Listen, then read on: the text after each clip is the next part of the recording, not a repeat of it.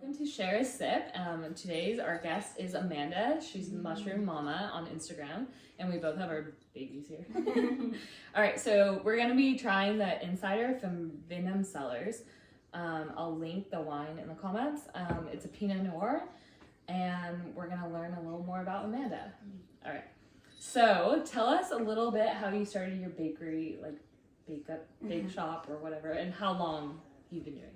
So I'll start with how I got the name, because that's usually the first question I get, is where's the mushroom come from? So I started out writing a blog, mushroom I was a blog following natural health, herbs, mushrooms. I got really into the health benefits of mushrooms. There's a lot of medicinal mushrooms that have all different types of health benefits.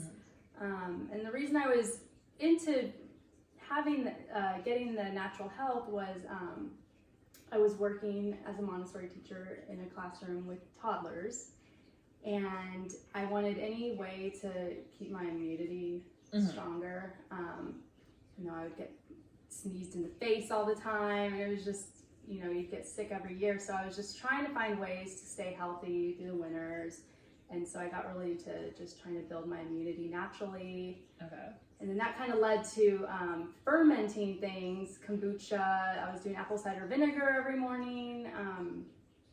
And fermenting kind of led to the sourdough. But with the blog, with the fermenting stuff, the bacteria and the mushrooms, I kind of just made the name Mushroom Momma. Okay. And it kind of just, I like it. Just stayed. And so when I started making sourdough, I started that. It's been about 2 years now. It was last summer, or the summer before last summer. It's already been a year, which is crazy. But, and I was making it for fun, and at the school I had summers off, and so I was making sourdough during the summer, and I'd have people ask to buy it, and so I was just kind of doing it with friends. I wasn't really doing it large scale or anything, and then school started back up again in the fall, so I kind of stopped again. Okay. And then that brings us to, and then I got pregnant with her, so then I went on maternity leave, and that was in the winter, and she was born in January, and then March we came into the pandemic. And I started baking again just for fun again, because that was when food was like, the grocery stores were empty and everything. And so I was baking bread and just selling it to friends and family again, and it just started getting more and more people asking. So then I decided to get a cottage permit, which kind of makes it legit. Okay. So you can get a cottage permit through the Alameda County Health Department. Okay. So I went ahead and got that, and then I got my business license through the Livermore, so I can do it all legit. And awesome. It just kept, more and more people kept wanting sourdough, and it just kept growing from there. So you started sourdough. When did the donuts come out? So the donuts, the donuts are sourdough as well. Okay. So they're not made with any natural yeast. Okay. No, they are made. You cut that stuff out. They're not made with commercial yeast. So what happened was my oven started not working very well. It would, I'd turn it on and it wouldn't heat. Okay. And it kept doing that, and then it just completely crashed and it wouldn't even turn on. And I had been wanting to try to make sourdough donuts for a while. But the process is 3 days. It's a long process because it's the natural yeast, it's sourdough. So it has a really long proofing process. So it was a little overwhelming, but then without an oven, I had nothing but time to try to figure it out now, because I could fry things, I just couldn't bake. And that was actually at the same time as the George Floyd incident. Okay.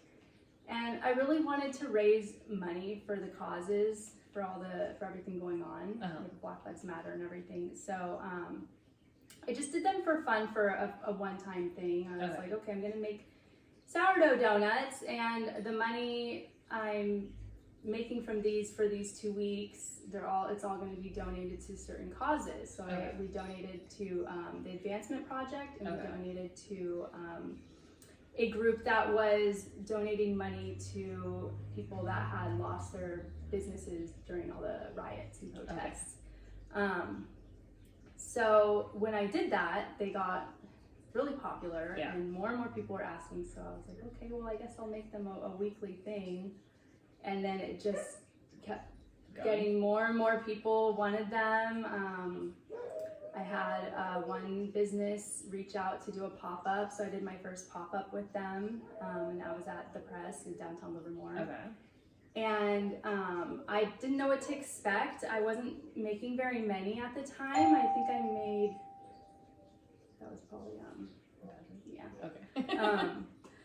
I think I made maybe 70 donuts, which was a lot for me. I mean, I'm in my home. It's a lot. And but you have 2 kids, right? Yeah. And so I made 70 that morning, and then I told her, I said, well, I can make about 70, and she's like, okay, well, you know, if they don't sell, and I was like, oh, it's fine. If they don't sell, you know, I'll give them to family or whatever. It's not a problem. She's like, okay, and that would be their time was 9 to 3, so she's thinking, you know, for 6 hours. And when I get there, we already had a line forming, and I dropped them off because that's how she would normally do that. If she had small cottage bakers bring pastries or something, they would just drop them off and they would sell them. So I dropped them off and I left, and within an hour she texted me that they were sold out. That's amazing. How did that feel? I was just like, me, my donuts? People are coming for my donuts? Okay. And before that, I didn't have a limit or anything like that. So people would come and buy 8, 10 donuts, 12 donuts, because, I mean, why not? And as I started doing more and more pop-ups, I had to start limiting it, or else I would just run out so quickly. So from there, I was making, and the next time I made 120, and I still sold out within like 45 minutes. And then now I'm making 300 to 400 each pop-up. And there's still times where I have a line and I'm not able to by the end of the line. Some people have been waiting and I've run out. And, so I heard that there's like always a line for you. And do you give tickets or something? I haven't actually had to do that yet.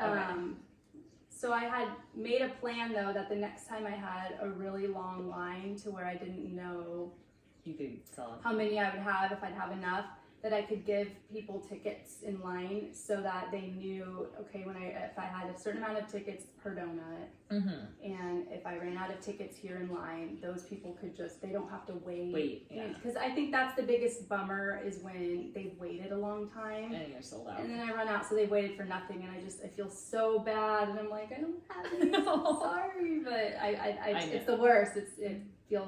I feel so bad when they've waited so long. So that was a way I can try to make it so at least people weren't just waiting for nothing. Okay, that's cool. So, I've been eyeing your donuts, and I've been like doing stuff, but Aurora Cellars has your donuts and like the wine pairing, and I was like, I need to go there. So one day I'm gonna probably order a lot. We call it the year we've paired wine and donuts. Because donuts are my weakness, like I swear. And if you follow her on Instagram, which you guys should go click the follow button, her bread looks phenomenal. Like your mouth's gonna water. And then the donuts, if you're a sweet if you're a donut fan, you're gonna want to hit her up. What's your favorite thing to bake? I've been really liking cinnamon rolls lately. Okay, I saw those too. And so I use those with the same dough. It's a brioche dough that I use to make the donuts, and I use to make a lot of the cinnamon rolls. So they're also sourdough as well. And I'm planning to sell those this month for Christmas time. That's awesome. I like those. And I like them all, the process for different reasons. Okay. The bread process is really neat to just, your hands are in the dough, you have to stretch it every so often to form the gluten so it gets strong, so that when you bake it puffs up. And it's always fun when you're baking the bread and you have to have it in a Dutch oven so it steams, or else it won't it won't rise in the oven, and so it's always fun. Halfway through the bake, you have to take off the lid to let the steam out so that the crust can form, and you get to see that how much it's grown, and if you've put in any designs, that's awesome. What it looks like. They're that's really always pretty. fun. And then the donut process is nice because it's, in some ways, it's a little less stressful than the bread. I'm a perfectionist with my bread and how it looks. And the donuts, they kind of, you fry them, so they're gonna fry up whatever way. So I like them all, and then I can get a little more creative, I think, with the donuts too. Okay. So. What are your fillings in there? There's fillings in all of them, right? Or just some? So not all, most of them. So they are whole-less donuts. They don't have a hole. The idea of them actually came from, when quarantine started, I was following a British bakery called Wineadette, and they were doing online classes every morning. Well, actually, it was nighttime for them, I think. It was morning for me. Okay. Because they're in London. And they're very much known for their donuts, and this is what they look like. Is they are just a circle. They're sort of like some people call them bomboloni in Italian, or malasadas in Hawaii, in Portugal. So they have different names, but so they're whole-less and they're filled. And so I saw them from that bakery. And that's when I really wanted to try making them. That's cool. But then I wanted to try making them as sourdough. So then I started trying to find different recipes to do them with the sourdough instead. So that's sort of how I kind of got the idea to do them. So they're pretty popular. This style is pretty popular in England and in Australia even. Okay. But they're not really seen as much here in America. Okay, cool. Yeah.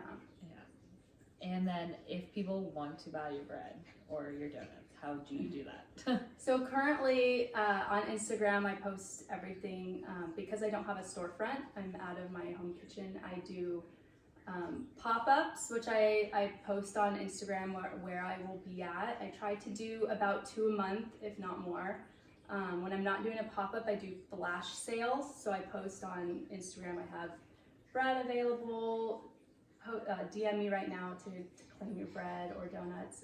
Or I do pre-sales as well.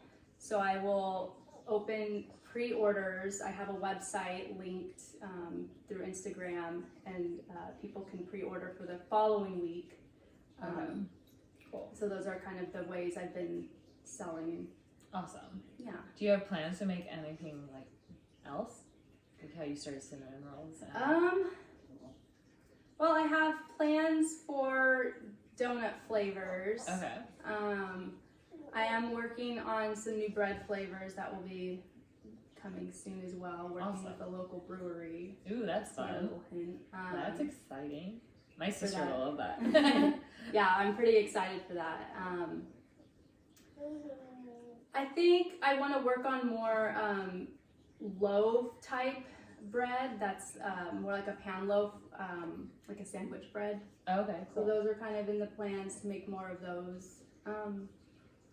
That's kind of, I'm kind of a spontaneous person. I like it. Where I'll see something and I'm like, oh, I want to make that, and That's I'll awesome. Try it out. So that's really cool. Yeah. So how is it like being a mom to wife, right? Yeah. Okay, wife, and then and it's your own business. It's a challenge. It's definitely a full-time job. I had the plan when I was pregnant with her that I did want to work from home. Okay. In some way, because I was working out of school. I didn't know what that was going to look like. I thought I was going to teach online. I was teaching English to kids in China online in the summers when I wasn't working at the school. Okay. So I thought I might do that. That was kind of my plan when I was pregnant with her, and the baking took off, and it's allowed me to be home with her, which has been a huge blessing for me, especially with being in a pandemic right now. Yeah. It's just, it feels good to be able to have her home with me during all that. Yeah. And so it has its challenges. She keeps herself pretty busy, luckily. She's pretty chill too. Yeah, yeah. As everyone can see. I try to plan when I do the pop-ups where I'm doing a lot of baking in a short amount of time. I try to plan those when my husband is home. Oh, that's smart, so that he can kind of take on the kids while I'm doing all that. Nice. Or I'll do a lot of stuff late at night when they're asleep, where I try to plan to start it early in the day, so I kind of have the middle of the day a little more relaxed, because that's and she has a little more needs, napping and all that, or my son or something. So it's kept me busy for sure. It's been a blessing though to just be able to be home with her. That's cool, because in this pandemic you've grown a lot. Like I've seen you not just in like your page, like multiple pages. Yeah. I still am very, I wrap my head around it. I'm still very humbled by it. I just, again, I'm like, my donuts. But really go look at them, because you're gonna want some. It's pretty neat though that I was able to kind of make something out of the situation. And for me, it was just, I've always had a hustle kind of mentality. Like I said, I was teaching online for a while. I was, and working at the school. And for a while I was doing both. I would wake up because I was teaching kids in China. So the time difference was like 12 hours. And so I would wake up at 4 or 5 in the morning, teach them, and then go off and go to teach some toddlers. I was selling and making jewelry for a while. I've always kind of had that. And when I was pregnant, up until a month before she was born, I was also teaching ice skating. Oh, so I've always had, awesome. I just bought some roller skates just to part of the whole pandemic thing. The ice rinks are closed. Yeah. And so I've always been a person that had 2 or 3 jobs going at a time. Okay. And so kind of being able to take ownership of something though has been really empowering. Nice. And it's just, it feels good to be able to kind of create my own schedule, create my own thing, and do my own thing. And in that, I've been kind of able to really be able to express myself. Yeah. When I was teaching, I kind of felt like I had to put on a certain hat, had to act a certain way, especially, you know, when you're out shopping. You're out shopping and you run into your students or something, and you had to present yourself in a certain way, and being able to take ownership in something that's mine and being able to express myself how I want has been a really neat journey for me as well. That's awesome. I love following along with you. Thank you. That's cool. So let's go to the wine. So let's tell everyone like how much wine you drink. How much wine I drink? Well, as in like, not like really, but like, as in like, do you drink a lot, or? Yes, I'm born and raised here in Livermore. Okay. And Go Livermore. part of Livermore is growing up and going to wineries with your parents. And my family definitely loves wine. Okay. And so I grew up with wine, and my family is they're big wine drinkers. Okay. In the holidays past, we can't do it this year. We did blind wine tasting. Oh, how fun. Everyone would bring a bottle of wine, we'd wrap it up and number them, and then try them and rate them and see which ones were our favorites. And funny enough, usually the 2 buck chucks would win. That's really cool. But so if you are a fan of 2 buck chuck, drink them. Yeah. Okay. So you want to have a sip and tell everyone how you feel about, or how you taste. Do you like Pinot Noir? I do. Okay. I do.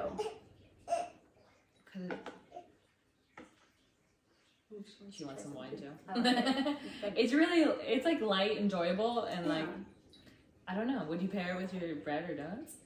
Yeah, I think it would go good with it's a little tart, so it would go good with like the cranberry. Cranberry bread too. Yeah. Yeah, she has cranberry bread, which I'm gonna try right now. The winery is located in Sonoma. Now I'm new to. That's really good. Is there cinnamon in it? Yeah. Oh, So it's a cranberry orange spice bread special for this month, and it has some different really spices, like a mulled wine kind of flavor with the cranberry and orange. It does go really well with that.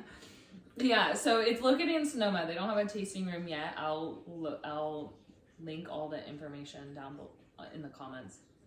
But yes, really easy, smooth, enjoyable Pinot Noir in the Sonoma coast. So let's yeah, we're gonna end now. But check out Mushroom Momma on Instagram, follow along, and then look forward to her pop-ups. She's located in, it's Livermore, your pop-ups, Yeah. right? I'm working on bringing them in different cities. Okay. I'm working on one. We will be in Pleasanton in January. Cool. So I'm open to different cities, Yeah. but right now they've all been ended up in Livermore. So stay tuned because she has some exciting things coming up and she's amazing. So, well, cheers.